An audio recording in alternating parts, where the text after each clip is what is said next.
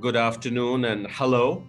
I hope everybody is doing well and beginning to enjoy their freedom at the end of this wave of COVID. I want to talk very briefly about how work and employment and jobs are changing rapidly and what this means for all of us, but certainly for those of you in this program. First of all, the idea of a stable job leading to a stable career with a single employer is obsolete. I think it applies to smaller number of people, a vanishingly small number of people. Most of you will have to learn very quickly to become self-employed, if not entrepreneurs. And the good news is today, there are many more possibilities in this direction than in my time. So what matters is that you follow your passion, that you find the intersection between what you're good at, what you love doing, and what the world seems to value. And you can be anything. You can be a programmer, you can be a game designer, you can be a graphic artist, you can be a maths tutor, you can be a writer, a musician, an entertainer. And particularly after COVID, where the idea of remote work has become so mainstream, you can do this from anywhere, for anyone, anywhere in the world. And so the faster you get started on this journey to the passion economy, the happier and more successful you're going to be. What matters most is that you learn to be excellent at something, because the world will reward and appreciate excellence. And there's going to be vanishingly less space for mediocrity. Chalta hai. The second idea is around skills.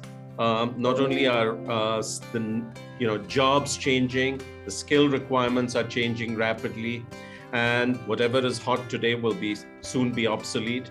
And if you think about this in the context of your life, a life in which you will hopefully live till you're 90, and you'll want to be working and productive till you're at least 75. Think about how many times along this way you're going to have to unlearn and learn new things and reinvent yourself from time to time. So education and learning doesn't end now, it begins now, and it has to stay lifelong. The other thing I would say is what skills really matter is an important question. Of course, technical skills of the sort that you're acquiring right now are quite important, but these things will change very quickly over time. What matters, what will endure, what will be important 50 years from now or 100 years from now, maybe even more important in the future than today, are a set of skills which I call super skills, meta skills, and they include learning agility, which is the adaptability.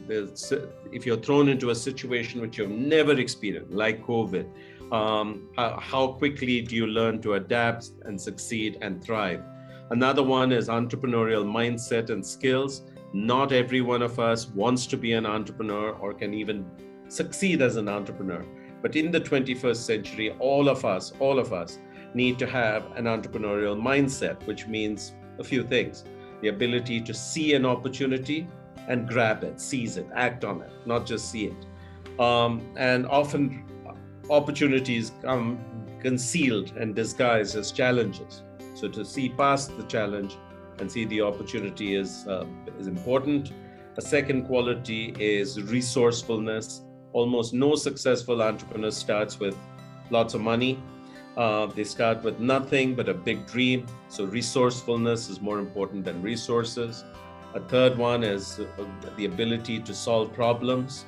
And a final one would be tenacity, or never giving up, no matter how many problems, challenges, setbacks you have, the ability to get up again, dust yourself off, and keep going. So these are important qualities. The third set of attributes is around people skills and leadership.